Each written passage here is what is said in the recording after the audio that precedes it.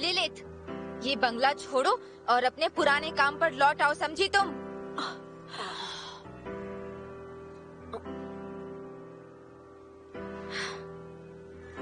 मैं अपने सारे काम छोड़कर सिर्फ तुम्हें लेने के लिए यहाँ पर आई हूँ।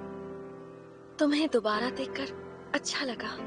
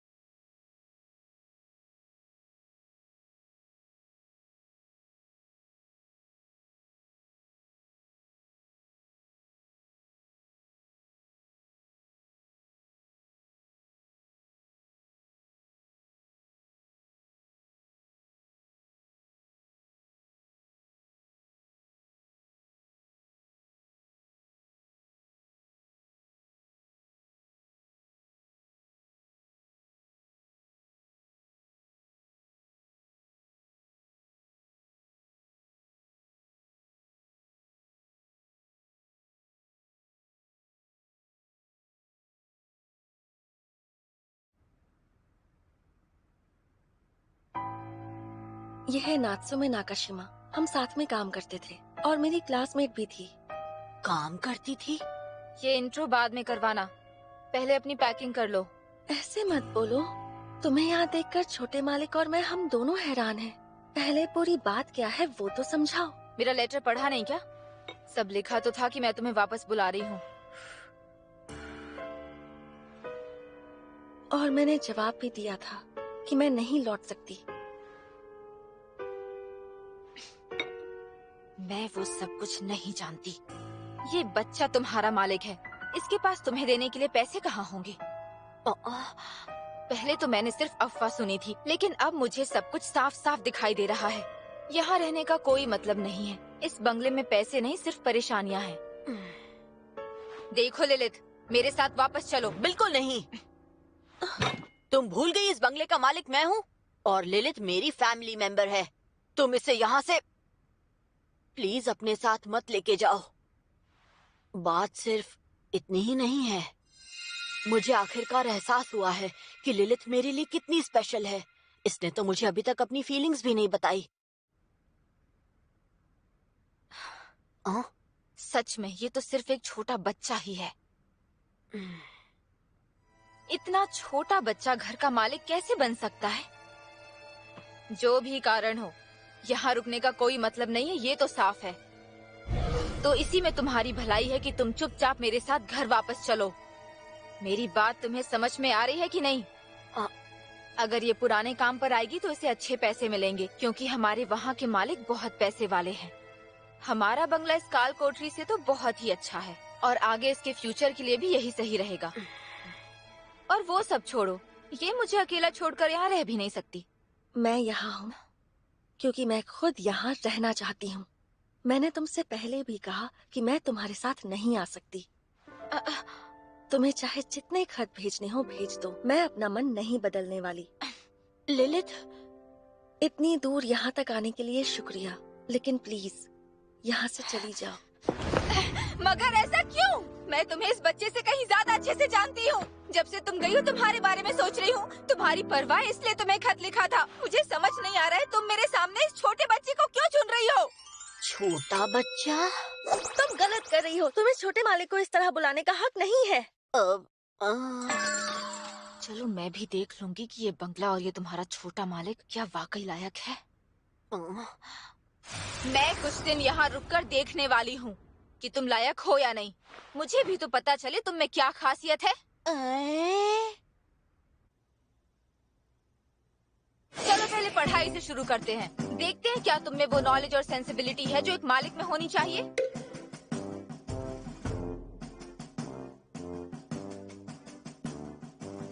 चलो बताओ, थियोरी ऑफ रिलेटिविटी क्या है? माफ करना, मुझे नहीं पता। तुम्हें तो थियोरी ऑफ रिलेटिविटी भी नहीं पता? क्या तुम्हें पता है नात्सुमे? बिल्कुल पता है मुझे। रिलेटिविटी वो होती है जिसमें पता है वो सब, यही वो थ्योरी है। क्या बात है। वैसे मुझे इस थ्योरी के बारे में बिल्कुल नहीं पता, मगर मैं इसके बारे में जरूर पढ़ूंगा। हाँ, मुझे यकीन है आप पढ़ेंगे।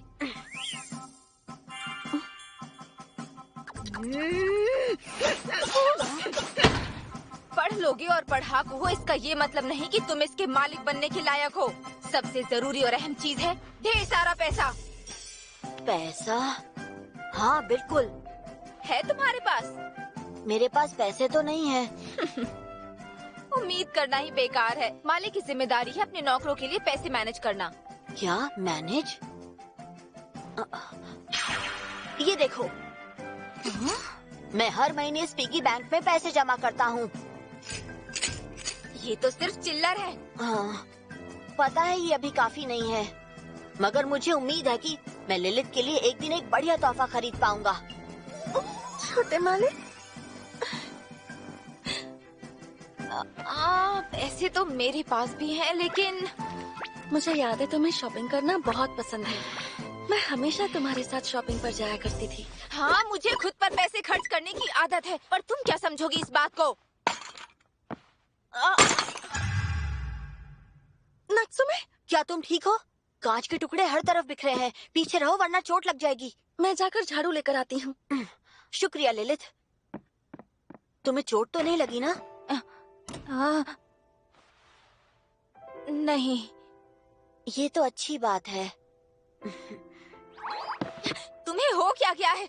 मैंने तुम्हारी इतनी कीमती चीज तोड़ी है और तुम फिर भी इतनी शांति से बात कैसे कर रहे हो? किसी को चोट ना लगी हो ये तो अच्छी बात हुई ना। आखिर मैंने इसमें गलत क्या कहा? लेकिन मैं वो, और वैसे भी तुम लिलित से मिलने आई हो, तुम उसकी मेहमान हो तो मेरी भी मेहमान हुई ना। मुझे तो लग रहा है कि तुम मुझे बेवकूफ बना रहे हो। बेवकूफ बना रहा हूँ? लिलित, ये लड़का तुम्हें अपनी चिकनी चुपड़ी बातों में फंसा रहा है। हाँ? तुम इसकी बातों में मत आना वरना फंस जाओगी। इस मालिक और इसके बंगले में जरूर कुछ गड़बड़ है। मैं बिल्कुल नहीं मानती कि ये तुम्हारा मालिक है। नात्सुमे, मेरे मालिक के बारे में उल्टा सीधा बोलना बंद करो। लिलित, मैं तो तुम्हारी परवाह करती हूँ, बस इसलिए कह रही थी। परवाह करती हो अच्छी बात है, मगर तुम जो कह रही हो वो गलत है। मैं इस घर में काम करती हूँ, इससे तुम्हें क्या दिक्कत है? जब हम एकेडमी में थे, तुम हर छोटी चीज के लिए मेरे पास आया करती थी। मैंने भी तुम्हें परेशान किया है और तुमने भी मेरे लिए काफी कुछ किया है। मुझे खुश होने की वजह दी है, जिसके लिए मैं तुम्हारी शुक्रगुजार हूँ। लेकिन मैं यहाँ अपनी मर्जी से हूँ नात्सुमे, और मैं यहीं रहना चाहती हूँ। मैं तो बस तुम्हारी खुशी चाहती हूँ लिलित।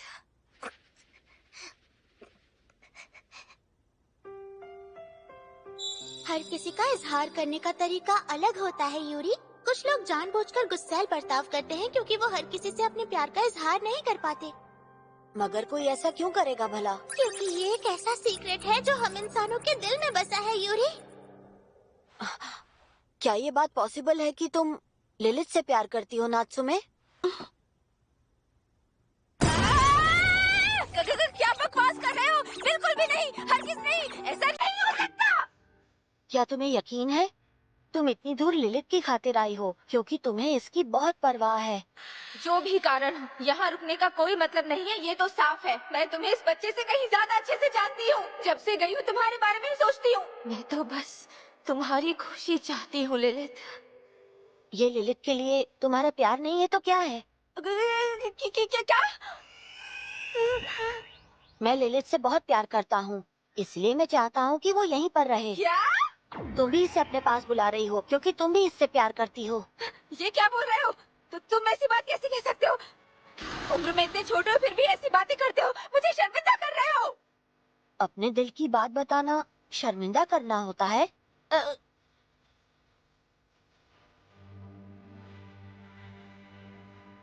सामने वाले को पता लगे कि हम कैसा महसूस करते हैं तो शर्मिंदगी तो होगी ही ना। बड़े लोगों को ये सारी फीलिंग्स छिपानी पड़ती है। क्या तुम सच कह रही हो? मगर मैं तुमसे बहुत प्यार करता हूँ। हम बताएंगे नहीं तो पता कैसे चलेगा?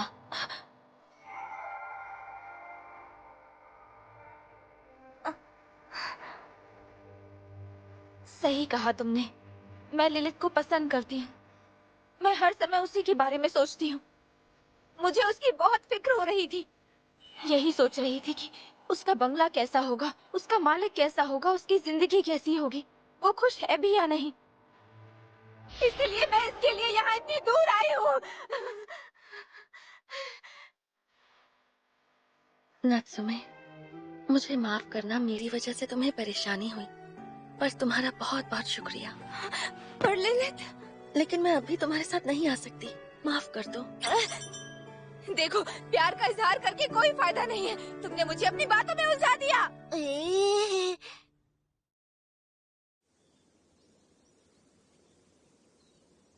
मैं जा रहा हूँ। संभाल कर जाइएगा छोटे मालिक।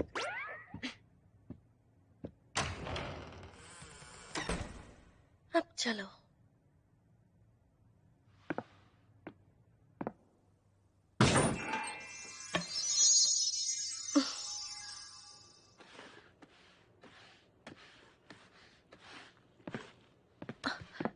नात्सुमे, तुम यहाँ मेरी मेहमान हो, तुम्हें हेल्प करने की कोई जरूरत नहीं है। हाँ, मगर बैठे बैठे क्या करूं?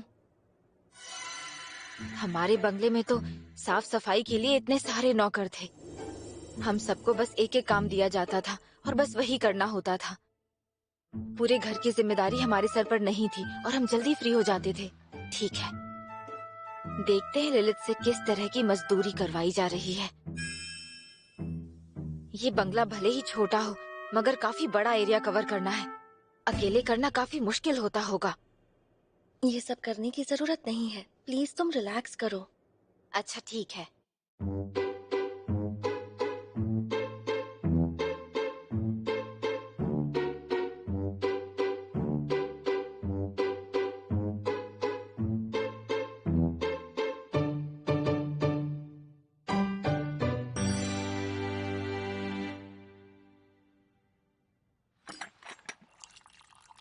मदद के लिए शुक्रिया। अब चलो चाय पीते हैं। पर मैंने तो कुछ किया भी नहीं है। तुम्हारी हालत खराब नहीं हो रही? हाँ? तुम्हें जरा भी थकान नहीं होती क्या? स्ट्रेस नहीं होता? तुम्हें नहीं लगता तुम्हें थोड़ी देर के लिए ब्रेक लेना चाहिए? बिल्कुल नहीं, घर पर सिर्फ छोटे मालिक ही तो है, कोई ज्यादा काम नहीं है। लिलित बहुत ही मेहनती लड़की है। मेरा ख्याल है कि उसे ये सब काम बिल्कुल ज्यादा नहीं लगते। छोटे मालिक के घर वापस आने का टाइम हो गया है, मुझे तैयारी करनी होगी। अरे लेकिन तुमने थोड़ा भी आराम नहीं किया है। सारी समस्या की जड़ मैं घर आ गया। यही है। वेलकम होम छोटे मालिक। हाँ, आपके कपड़े तो गीले हो गए हैं। क्या आप भाग कर आए हैं? हाँ, तुम्हें देखने के लिए वेट नहीं कर सकता था। मगर इस तरह भाग कर आने की क्या जरूरत थी? आप बहुत थक गए होंगे ना? बात यह है कि मैं पूरे दिन क्लास में तुम्हारे बारे में ही सोच रहा था कि घर की सफाई करके तुम थक गई होगी और इस समय तुम क्या कर रही होगी। इतना कुछ दिमाग में चल रहा था कि खुद को भागकर आने से मैं रोक नहीं पाया। मैं तुम्हें आज भी बहुत चाहता हूँ। ये लड़का फिर से ऐसी चिकनी चुपड़ी बातें करके लिलित को शर्मिंदा कर रहा है। कोई जवाब देना चाहे भी तो क्या देगा, खास तौर पर जब कोई लड़का उम्र में इतना छोटा हो।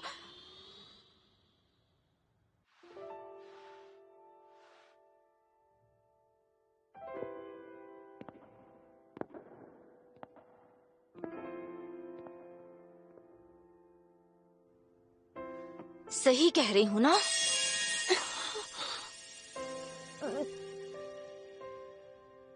अगर आप ऐसे भागते हुए आएंगे और कहीं फिसल गए या आपको चोट लग गई तो प्लीज आराम से चलते हुए घर आना ताकि मैं फिर परेशान ना हूँ। तो ये बात है, ठीक है।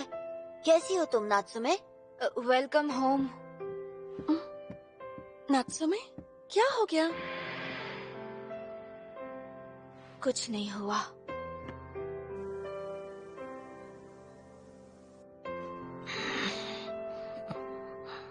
पहली बार मैंने लिलित को ऐसे देखा है।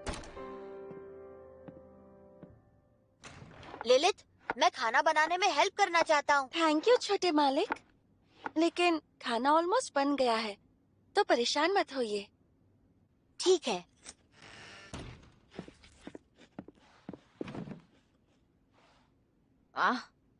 एक बात बताओ नात्सुमे, क्या तुम सच में एक मेड हो? क्या?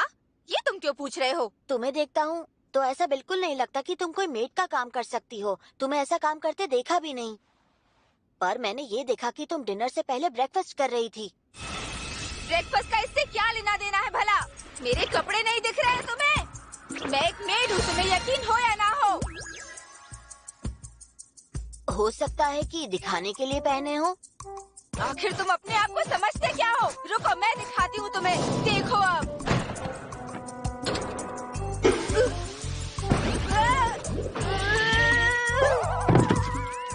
अभी जो मैंने किया उसे भूल जाओ, बाद में दिखाऊंगी। जैसा कि मैंने पहले कहा, नात्सुमे तुम हमारी मेहमान हो तो घर के काम की जिम्मेदारी मुझ पर छोड़ दो। अगर नहीं कर सकती तो जबरदस्ती करने की जरूरत नहीं। ऐसा नहीं है कि मैं कर नहीं सकती।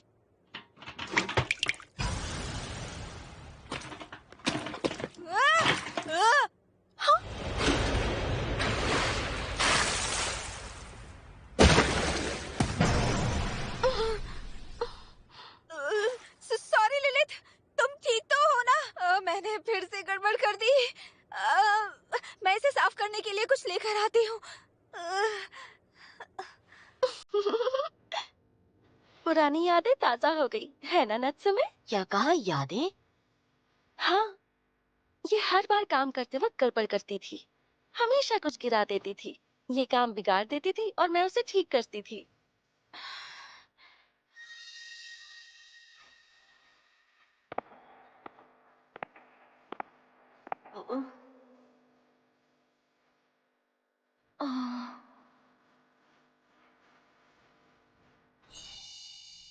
आज उसी की वजह से मैं अपने हर काम में इतनी अच्छी हो गई हूँ। मुझे माफ करना, मुझे घर के काम करने नहीं आते। वो सब ठीक है, मगर तुम दोनों को जाकर पहले नहा लेना चाहिए। दोनों भीग चुकी हो। सही कह रहे हैं। मगर ये सफाई तो। ये बाद में सोचना। ऐसे गीली रहोगी तो बदबू आएगी। बीमार भी हो सकती हो। नात्सुमे, तुम मेरे साथ नहाना चाहोगी? मजाक कर रही हूँ। क्या? ऐसा मजाक कौन? अच्छा ठीक है, नहाते हैं।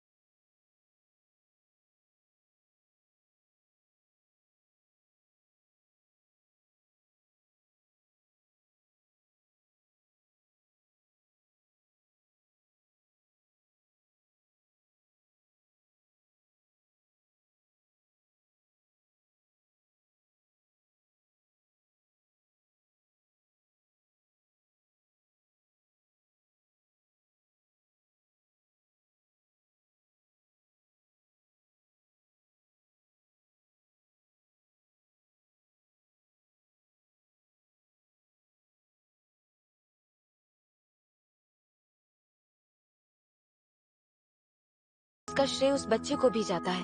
हालांकि मैं ये कहना नहीं चाहती थी। बीमार भी हो सकती हो।